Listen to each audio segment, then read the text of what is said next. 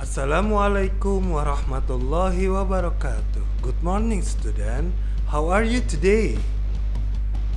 Good. Now we are going to learn about the passive voice. Do you know what is passive voice? Lalu apa bedanya dengan kalimat aktif?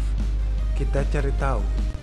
Passive voice adalah suatu bentuk grammatical construction di mana subjek kalimat tidak melakukan aksi, melainkan menerima aksi sebagai receiver of action. Aksi sendiri ditindaklanjuti oleh agen lain sebagai pelaksana aksi. Sebelum kita membuat kalimat passive voice, sebaiknya kita tahu dulu beberapa komponen yang ada di dalamnya. Misalnya yang pertama adalah subject dan to be. Di sini to be-nya ada dua ya. Ada to be 1 dan to be 2. To be 1 seperti biasa I, sub to be-nya am, you are, they are, we are, she is, he is, it is. Nah, kemudian di to be 2 ini seperti to be past untuk masa lampau. Misalnya I was, you were, they were, we were, she was, he was, it was. Sekarang kita beralih ke verb atau kata kerja. Lalu di sini kan ada tiga kata kerja, ada kata kerja pertama, ada kata kerja kedua, ada kata kerja ketiga. Lalu di dalam kalimat passive voice ini kata kerja keberapa yang kita pakai? Yang kita pakai kata kerja ketiga. Misalnya gone untuk pergi, washed untuk mencuci, driven untuk mengemudi, bought untuk membeli, drunk untuk meminum, eaten untuk makan, visited untuk mengunjungi. Nah, ini semua digunakan di dalam kalimat pasif. Komponen selanjutnya adalah subject and object pronoun. Kenapa ini harus dihafalkan ketika membuat kalimat pasif? Karena nanti dari kalimat aktif yang tadinya subjek ini di depan, maka akan berubah posisinya. Ketika membuat kalimat pasif, dia akan berubah menjadi object pronouns. Misalnya I akan menjadi me di dalam kalimat pasif. You tetap you, he akan menjadi him.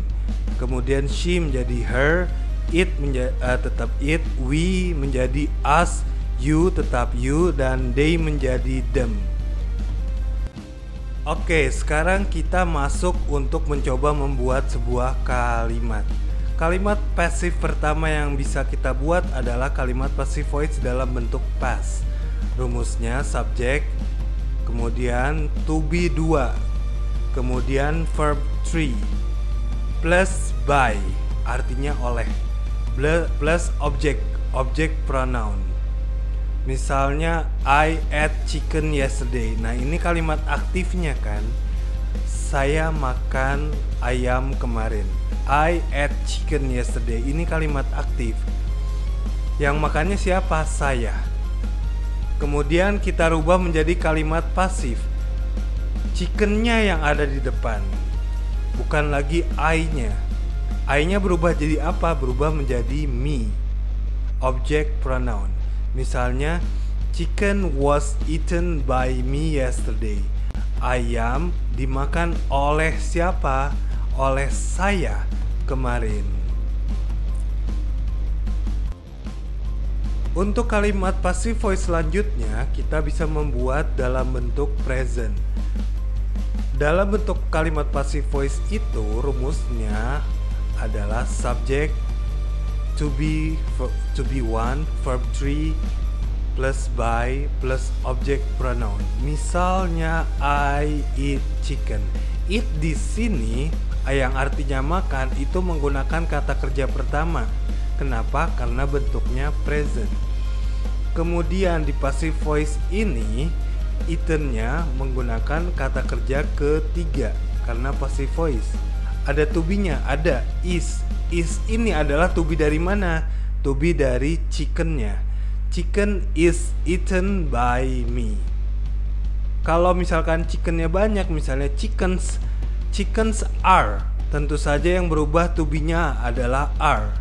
Tetapi karena di sini chickennya cuma ada satu keterangannya, maka to be-nya menggunakan is.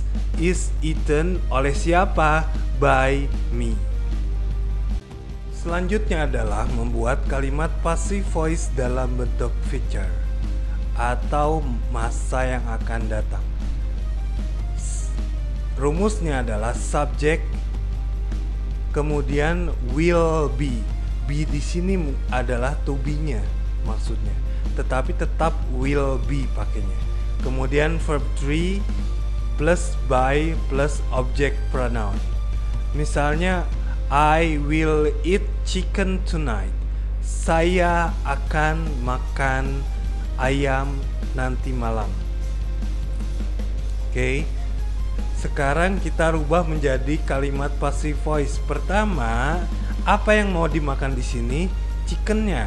Chickennya maka ada di depan. Chicken will be. Nah, ini kan kalimat kata kerjanya eat menjadi eaten. Eaten oleh siapa? By me. Kapan? Tonight. Oke, setelah kita bisa membuat kalimatnya, sekarang saatnya kita berlatih. Di sini sudah ada 5 active voice. Kita rubah ke dalam bentuk kalimat passive voice. Dari 5 passive voice ini semuanya dalam bentuk present. Kita rubah ke dalam bentuk passive voice-nya. Tolong jangan lupakan to be-nya. To be-nya dari apa? To be-nya dari objek yang ada di kalimat ini. Misalnya the teachers teach English. Objeknya apa di kalimat ini? English. Jadi to be-nya nanti adalah to be dari English ini. Selamat mengerjakan. Silakan pause video ini jika diperlukan. Oke, terima kasih sudah menonton video ini. Jangan lupa untuk terus belajar bersama Tel Interaktif dan Bimbel El Fikri. Wassalamualaikum warahmatullahi wabarakatuh.